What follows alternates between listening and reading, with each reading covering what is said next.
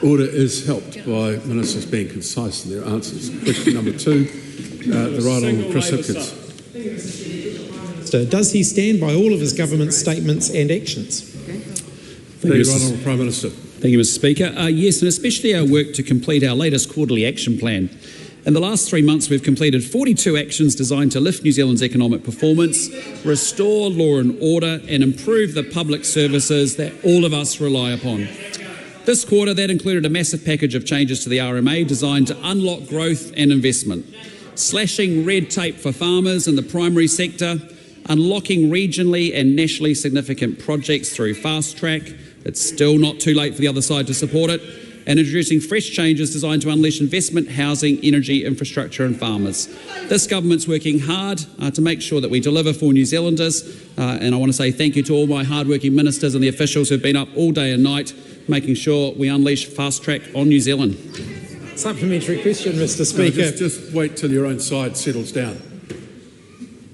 So Right Honourable Chris Hipkins. Who's correct then? The Prime Minister, who says his whole government's relentlessly focused on his quarterly action plans, or his Deputy Prime Minister, who says, and I quote, "I don't have this sort of dashboard crap that I see other people perform on, and a 50-point plan or a 100-point plan or a quarter-year plan," end quote.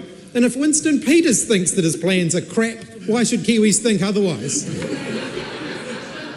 Well, I just want to say what a fantastic Deputy Prime Minister we have. Because not only did he complete his 2 actions in the Q4 action plan around the racing industry and around knocking off greyhounds, he did a brilliant job. Sorry. Just reaction to something is fine, but keeping it on like that is not. Now, I'd invite you to start again, but I don't want that reaction again, so pick up where you left off, please, Prime Minister. Well, as I was saying, the Deputy Prime Minister did an excellent job completing his 2 actions of the 43 in the Q4 action plan, which was to help the racing industry get ahead and also to make sure we deal with the greyhound industry, which he did very, very effectively and very, very well. And I think if you ask the Deputy Prime Minister, I think he was referencing his previous experience working with the last government. Mr Peters, do you think you've had a year of delivery for New Zealand First? Do you think you've achieved all that you set out to? And I know you didn't have a 50-point plan, but, you know. Well, I don't have, this sort of dashboard crap that I see other people perform on, and a 50-point plan or a 100-point plan or a quarter-year plan. No. That's right. Supplementary question.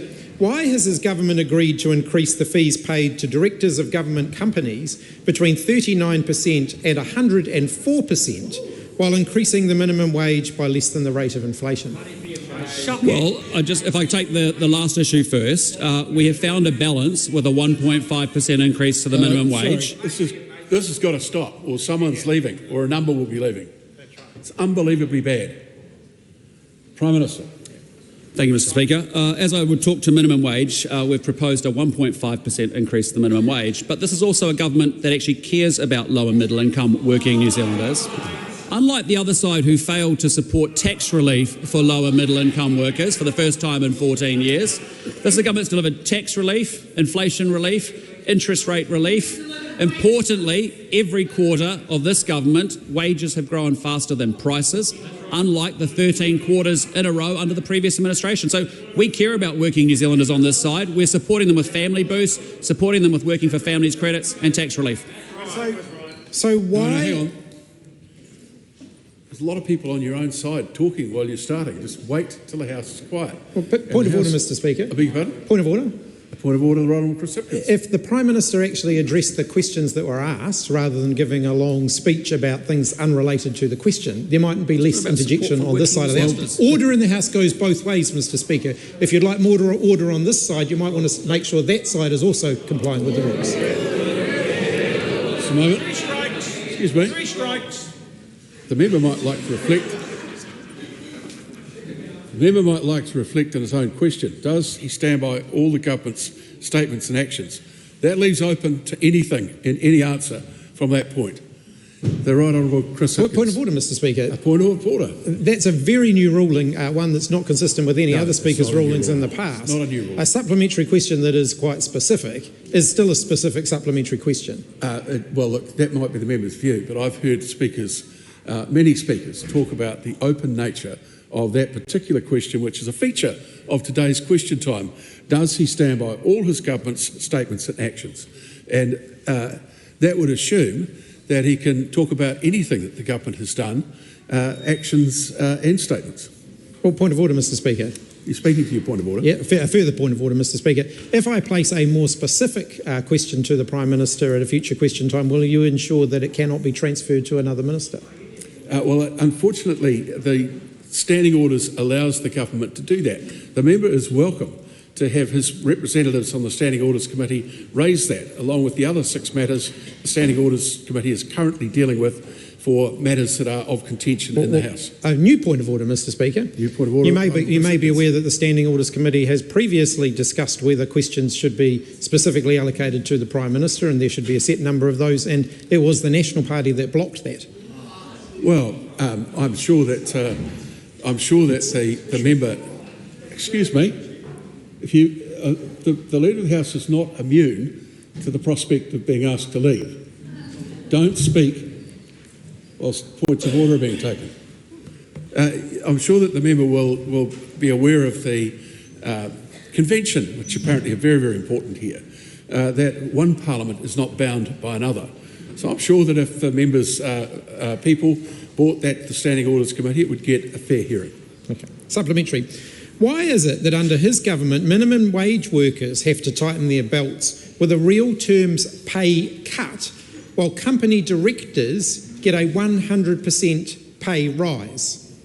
As I said, we've talked about minimum wage workers. There's a 1.5% increase, along with income tax relief, along with family boost, along with working for family credits. With respect to professional directors that we're asking to run some of our largest entities, they are not paid market rates. They won't still be, but it's actually acknowledging that we want to attract good people to make sure we have high quality governance. I'm sure the member would understand that, given the variety of messes that he left behind in the last government. Good governance matters to deliver and get outcomes. Supplementary question. Just make the point that that sort of response from the person answering the question does elicit a reaction, which I think is reasonable. Thank you, Mr. Speaker. Why are minimum wage workers having their pay cut in real terms, despite the cost of living crisis, while their power bills keep going up, and the directors of Transpower, who are increasing the charges all New Zealand consumers face, get a pay increase of over 56%? Well, I'd just point to that member and say, this is a government that has for 4 quarters in a row seen wages rise faster than prices. Total wages, right? And so if you think about that under the previous administration, where there was 13 quarters in a row where prices were greater than inflation. So real wages are increasing under this government in our first 12 months. That's fantastic. You're in a situation where you see 3 rate cuts and you versus 12 rate rises. Point of order, the Hon Chris Hipkins. Mr. Speaker, there were admittedly 2 parts to that question. One concerned minimum wage workers, the other concerned directors of Transpower. I didn't ask about average wages. I asked about minimum wage workers and the directors of Transpower. The Prime Minister hasn't addressed either of those questions. Well, the Prime Minister was cut off in the middle of the answer, although it was extremely long. And what I would also suggest that minimum wage is part of the average wage calculation. Prime Minister. The Prime Minister finished the Thank you, answer. Mr. Speaker. As I've said, we want to make sure that we get professional directors that are closer to market rates, not at market rates, to make sure that we have good governance of significant government entities that need to deliver. That's what we're focused on. Supplementary question, Mr. Speaker. If Kiwi Rail did such a lousy job of managing the Inter-Islander, why has he agreed to giving its directors a 90% pay increase while minimum wage workers go backwards? Well, again, I won't get into the specifics of decisions of the board of Kiwi Rail around CEO pay, but what I will say is that we are determined to improve the quality of governance of our government entities across New Zealand. It's really important. And so all we're doing is we're not going to full market rates, we're just finding a pathway to make sure that we get people so that we can actually attract good people to come on and do those very important roles. The Honourable David Seymour. Can the Prime Minister confirm that New Zealand's minimum wage at around 70% of the median wage is one of the highest in the developed world? And does he find it surprising that the Labour Party would like directors of public government-owned companies to be paid a fraction of what private sector companies are paid? Point of order. Point of order, the Right Honourable Chris Hipkins. Mr. Speaker, today you've been very harsh on this side of the House in terms of our compliance with the standing orders. The minute David Seymour mentioned the Labour Party in his question, the question should have been ruled out of order. He has no responsibility for the Labour Party, and using a government patsy question to attack the opposition is completely out of order. You're quite right. And had it not been for the speed with which the member raced to his feet to take the point of order, I may well have ruled that way. I'm doing so now. Leave that out and finish the question. Mr. Speaker, can I start again from the beginning, Mr. Well, not if it's going to be the same question. It'll be a revised version of the question. A lot of revised versions cause trouble, but this will be designed to cause as little trouble as possible. Yep, good. Mr. Speaker, does the Prime Minister... Hang on, he's asking a question. Does the Prime Minister wish to confirm that the minimum wage in New Zealand, at around 70% of the median wage, is among the very highest in the developed world?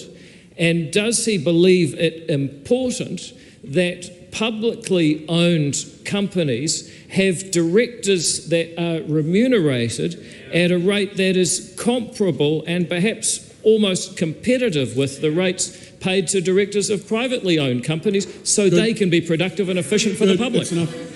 The Honourable Prime Minister. In answer to both legs of that question, yes and yes. Who's correct? Nicola Willis, who claims she has, quote, delivered new inter-island ferries, despite not knowing who will build them, how much they'll cost or who's going to pay for them, or Winston Peters, who said there are far more viable propositions that are yet to be considered? Well, I am very proud of the value for money option that Nicola Willis has delivered, because it is a safe, reliable, resilient service that will be in operation in 2029, 2 rail-compatible ferries. But we have a new Minister of Rail, and given we've got time to make the ultimate procurement decision, if he can improve on that, good luck.